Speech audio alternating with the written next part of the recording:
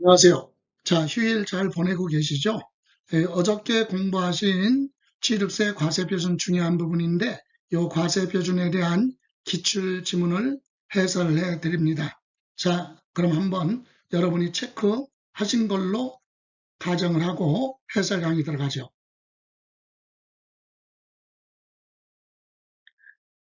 1번 취득세 과세표준은 취득 당시 가액으로 한다. 여기까지 맞아요. 취득 당시 가액으로 한다. 그러니까 취득 당시 가액은 사실상 취득 가격도 있고 시가 인정액으로 갈 수도 있고 시가 표준액으로 할 수도 있다 그랬어요. 그래서 취득 당시 가액으로 한다. 맞아요. 다만 연부로 취득하는 경우는 연부 금액이죠. 1년에 한 번씩 지급하는 금액, 연부 금액에 가로 안에 매회 사실상 지급하는 금액을 연부 금액이라고 한다. 맞죠? 그리고 취득 금액에 포함된 계약 보증금이 있으면 계약금 준 거 있으면 처음에는 그것까지 합쳐라. 예를 들어서 10억짜리 부동산을 3년 연부 계약했다고 가정해봐요. 그래서 1년에 3억 3천, 또 1년 있다가 3억 3천, 또 1년 있다가 3억 3천, 그럼 9억 9천이잖아요. 그래서 계약금으로 1,000만 원 줬다. 그럴 때는 첫 번째 3억 3천 준 거에다가 계약금 1,000만 원 합쳐서 처음에는 3억 4천만 원으로 하라. 그 얘기입니다. 계약금이 있으면 그것도 포함한다. 있습니다. 다음 2번 부동산 등 무상으로 취득. 무상하면 상속이라는 단어가 없으면 기본이 중요해요.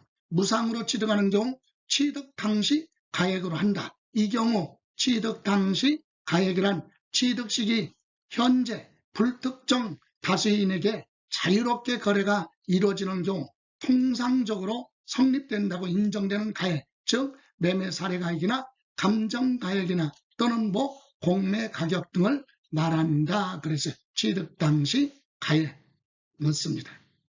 다음 3번 지방자치단체장은 특수 관계인 간의 거래로 취득에 대한 조세 부담을 부당하게 감소시키는 행위 또는 계산을 한 것으로 인정이 되는 경우는 시가 표준액을 취득 당시 가액으로 결정한다. 틀렸어요. 그죠? 왜요? 특수 관계인과 부당하게 거래를 했을 때는 주고받은 가격이 있어도 인정하지 않고 세금을 많이 부과하기 위해서 시가 표준액이 아니라 시가 인정액을 과세 표준으로 깼다. 특수 관계인과 부당한 행위. 구체적으로 가면 시가와 주고받은 가격의 대가 차액이 3억 원 이상 차이 나거나 아니면 시가 인정액의 5% 이상 차이 나면 둘 중에 하나 해당이 되면 부당하게 감소시킨 것으로 보는 거죠. 그때는 시가 인정액으로 한다. 맞습니다. 네 번째, 부당행위 계산은 특수관계인으로부터 시가 인정액보다 낮은 가격으로 부동산을 취득하는 경우로서 시가 인정액과 사실상 취득가격 차액이 5억 원 이상이거나 시가 인정액의 100분의 3에 해당하는 금액 이상인 경우로 한다. 틀렸습니다.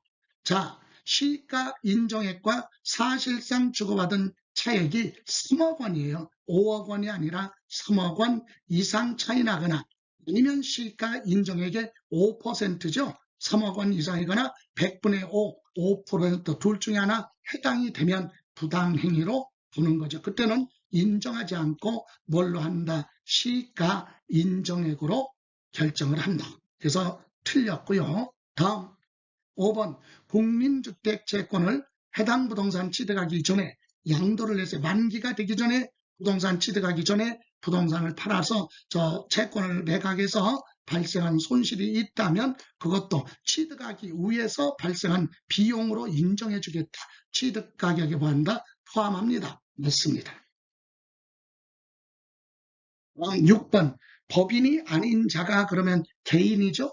법인이 아닌 자가 개인이 취득하는 경우 건설자금에 충당한 차입금 이자 또는 이와 유사한 금융비용은 취득가격에 포함한다. 틀렸어요. 법인이 아닌 자가 취득하는 경우는 2023년서부터 개정이 됐죠. 그래서 개인이 취득하는 경우 금융 비용은 포함하지 않습니다. 법인만 포함한다.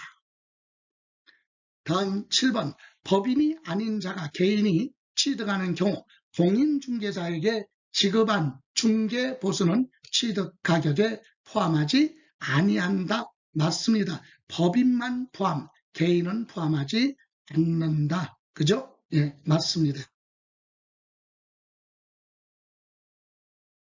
자, 이어서 가지요. 8번 부동산을 상속받아서 취득하는 경우 증여는 시가 인정액, 상속은 시가 표준액으로 갑니다. 부담을 줄여주기 위해서. 그래서 시가 인정액이 아니라 시가 표준액 35회 출제된 지문이에요. 다음 9번 부동산을 증여받아서 취득하는 경우 시가 인정액을 과세 표준으로 한다. 여기까지 맞아요. 그죠? 시가 인정액. 다만 그 시가 표준액이 1억 원 이하인 부동산의 경우는 시가 인정액과 시가 표준액 중에서 납세자가 취득한 자가 정한 가격, 결정한 가격으로 한다. 맞습니다. 다음 9번 시가 인정액이란 취득한 날 기준으로 전 6개월부터 취득하고 나서 후 6개월 이내 기간에 취득 대상이 된 그 부동산에 대해서 매매 가격이 있거나 감정 가격, 경매, 공매 가격이 있으면 그런 가격을 시가 인정액이라고 하는데 틀렸습니다. 전 6개월부터 취득하고 나서 3개월이에요. 전 6개월 후 3개월 이내 가격이죠? 예, 틀렸습니다. 11번 부동산의 원시 취득하는 경우 부동산의 원시 취득하면 건축물의 경우는 건축하거나 토지의 경우는 매립간척을 해서 취득하죠. 이때 사실상 취득가격을 한다. 여기까지 맞습니다. 다만 법인이 아닌 자가 그러면 누가 개인이 건축물을 건축하여 취득하는 경우로서 여기 개인이 법인이 아닌 자가 건축물을 건축했다 원시 취득할 때는 시가 표준액으로 한다. 그러면 안 돼요. 사실상 요거 취득 가격을 확인할 수 없다. 그런 경우 시가 표준액으로 한다. 맞습니다. 다음 12번 교환을 원인으로 이전받는 부동산의 시가 인정액과 이전하는 부동산의 시가 인정액 중에 높은 가액으로 한다. 그러면 맞습니다. 13번 대물 변제에 따른 건축물 취득에 대해서는 대물 변제 금액을 과세 취득 당시 가액으로 한다. 대물 변제액을 취득 당시 가액으로 한다. 과세 표준으로 한다. 맞아요. 다만 대물 변제 외에 추가로 지급하는 금액이 있는 경우는 그 금액도 포함합니다. 그래서 제외한다. 틀렸어요. 그것까지 포함을 해서 뭘로? 취득 당시 가액으로 하는 겁니다. 대물 변제액이라고 하는 것은 갚아야 될 금액 있죠. 그 금액에다가 별도로 채무를 변제액 말고 추가로 별도로 지급하는 금액. 이를테면 부동산 주고 또 별도로 금전으로 줬다. 그럼 그것까지 다 쳐라 포함해서 틀렸습니다. 다음 개인이 취득하는 경우로서 연부조건부 계약에 따른 이자 상당액 및 연체료는 취득 가격에 포함한다. 그랬죠. 개인이 취득하는 경우 연체료 할부이자는 포함하지 않습니다. 포함하지 아니한다. 개인이 취득하는 거 법인은 포함. 맞죠? 다음 15번 취득대금 외에 당사자 약정에 의한 취득자 채무 인수액도 취득가격에 개인 법인 할 것이 다 포함이 됩니다. 이렇게 해서 사실상 취득가격 그리고 시가 인정액, 시가 표준액 이 부분에 대한 과세 표준은 반드시 정리를 필수적으로 정리를 하시기 바랍니다. 자, 주말 오늘 기출지문 정리했고요. 잘 보내시고 다음 주 월요일 날 뵙겠습니다. 고생하셨습니다.